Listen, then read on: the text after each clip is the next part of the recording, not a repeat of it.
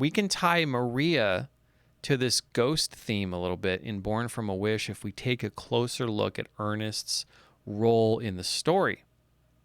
Since he seems to prefer spending his grief in solitude, as he told Maria earlier in the game, could he have been the one who placed the writing on this wall? I'm going to offer my own theory about Ernest now. Now, this would seem to make more sense. This would have also been used to lead the audience into thinking Ernest was a ghost, which seems pretty reasonable that Ernest would be a ghost of some sort.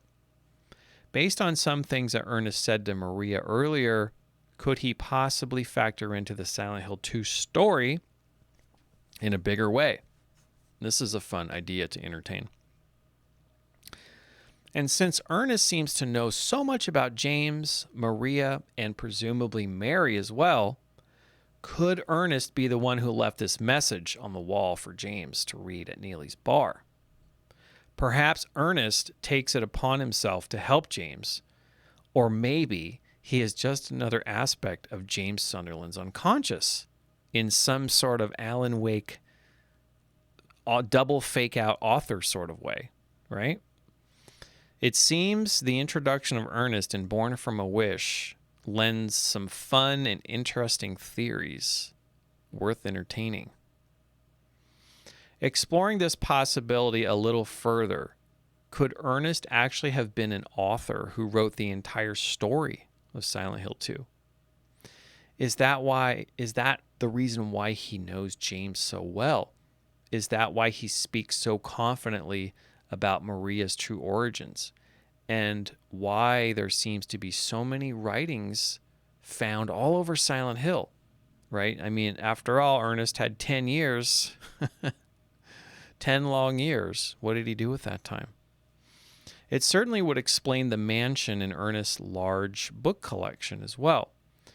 Could James be a character in Ernest's story? A story in which Ernest creates characters inspired by his own tragic life, because it seems there are some parallels between Ernest and James Sunderland. And that certainly would explain why Ernest knows so much. It would explain why Laura, presumably inspired by his daughter Amy, if he wrote Laura into the story, she remains, of course, untouched by all the monsters. Now, this letter that James finds in the main game offers a few key things that we can already confirm about Ernest. I'm going to read this letter here, part of it. It says, "I wasn't looking for the truth. I was looking for tranquility." It certainly explains why Ernest spent 10 years without knowing the full story about Amy and the empty envelope, along with the fact that solitude is often associated with tranquility, right? This seems especially true for Ernest.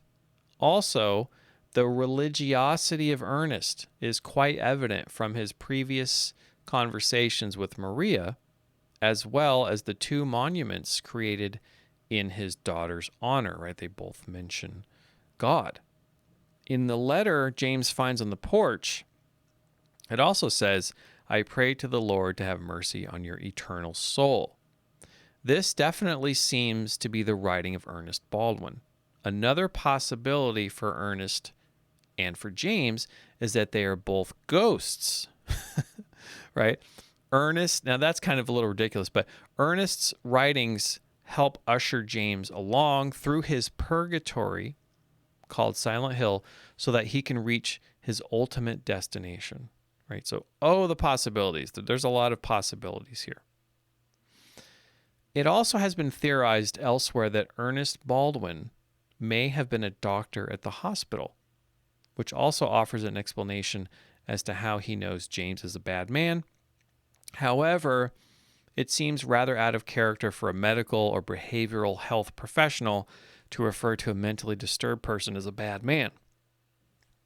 Also, after scouring the hospital for any evidence of Ernest Baldwin myself, I came up short. I also considered that Ernest may have had some connections with the Order, but I came up empty-handed there as well. Now, let's get back to Maria, because she's by far, we want to know more about Maria. We want to know what's going on with Maria.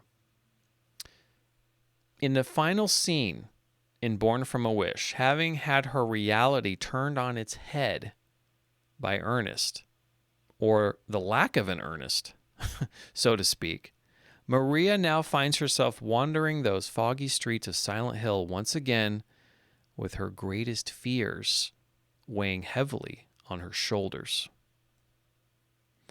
In classic Silent Hill fashion, the audience is led in one direction just before another set of possibilities opens up right before our eyes. Maria lowers the revolver from her head and throws it over the wall. She does so with an expression on her face that such an attempt would have probably been futile anyway. Maria is afraid of pain after all, but she is even more afraid of being alone. Maria seems to be reminded of Laura from the artwork on this wall. She takes a moment to look at it while simultaneously contemplating her next move. Her expression suddenly changes to indicate she's remembered something important, right? Look at her. She hasn't been told or shown anything, and yet she seems to make a certain realization. Now, Ernest stops short of telling Maria or showing her any explicit truth about herself. In fact, Ernest was never there to begin with. However, it seems that despite this, everything being spelled out for her, right, it seems that Maria suddenly realizes something about herself. Now think about how James was able to arrive at his truth in the main game. Unlike Maria, whom was not shown or told anything, James is told over and over again. He sees Maria die again and again. James must be told in the most obvious and explicit way possible before he's able to realize his truth, right? Maria does not need such overt and explicit gestures to realize her own truth. A truth realized through the subtleties of the intuition versus a truth realized through the repetition of the intellect. That's a key difference between men and women, by the way, and it represents the polarity of masculine and feminine, right? That's something to think about. Also, this image right here, I just noticed a little while ago that if you look at, there's the Mithra image where you have Mithra slaying the bull, right? And on one side of the relief, these are typically carved in stone, carved out of marble. On one side of the relief, you'll have the torchbearer with the torch up, meaning that's the sun symbolism, that's the day, that's the masculine. And you'll have another torchbearer with the torch down, which is the moon, which is the night, in the feminine. And I just so happened that this symbolism is actually found right here. This Mithraic symbolism is in Silent Hill 2. And you can see that Maria upside down represents the slaying of the bull that's coming down, that's being slayed. So I thought, man, that's some pretty interesting symbolism right there. So I just wanted to point that out. Definitely not intentional in Silent Hill 2, I don't think, but I can't help but notice that. So now, back to Maria. Maria turns forward again, pulled by the gravity of her deepest desire, which is also simultaneously, right, her greatest fear. Just like Ernest Baldwin, she wants to be reunited with the one she loves. We hear the haunting voice of not Maria, Mary. Mary calls out James, right? It still gives me chills every time I hear it.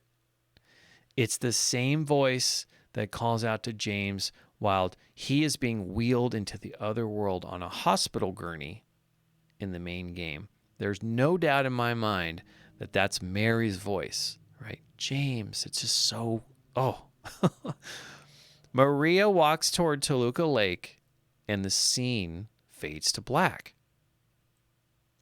And just like James, who seems quite confused and completely unsure of his reality, searching desperately for his dead wife, I can't help but think that Maria, who is desperately seeking to make sense of her situation, desiring nothing more but the deep love of another, is none other than the ghost of Mary Shepherd Sunderland. Right? This is the ghost of Maria going to Rosewater Park. Rosewater is invariably used in funeral ceremonies and burial rituals, right? It's used all over the world. And so for Maria to meet James there, right? This is actually not Maria, this is Mary's ghost. And Mary is seeking James just as much as James is seeking Mary, right? It's pretty amazing. It explains why Maria mentions Laura so casually, but then struggles to remember James. It's because, like James, Mary was dealing with her own guilt over how she treated her husband in her final days, along with the regret over how absolutely unfair it was, in her words, that she would have to go through this illness and lose her life and lose her love with James and lose everything. Maria, playing the role of Mary's ghost, represented the endless cycle of guilt, despair, and the struggle between wanting what she had and desperately trying to forget what she can never have again. Right? There's this just inner conflict of, there's all of this guilt, and there's all of this she's wanting what she had, but at the same time it's so painful that she wants to forget, and there's this interplay between those two dynamics for eternity. Now, James promised Mary he would take her back to Silent Hill again one day, but he never did. So Mary went back to Silent Hill herself and became Maria. And she waited for James there. She waited so badly to start over as someone else. She became Maria because she wanted to escape the unfair and horrible truth. The truth that her good life with James was stolen from her. A bitter resentment that was well worth running away from. Well, that is Born from a Wish. Thanks for watching, and if you guys would like to support my work, please visit my website, reinstallpaul.com. Right now, I have my 2 Silent Hill ebooks with entirely new information that has never been shared on YouTube. It's on my member site. I also have early access videos. I'm also working on a book called How to Understand the Occult, where I break down all of the foundational occult topics and make them easily digestible. So if you'd like to do a one-time donation, that's great.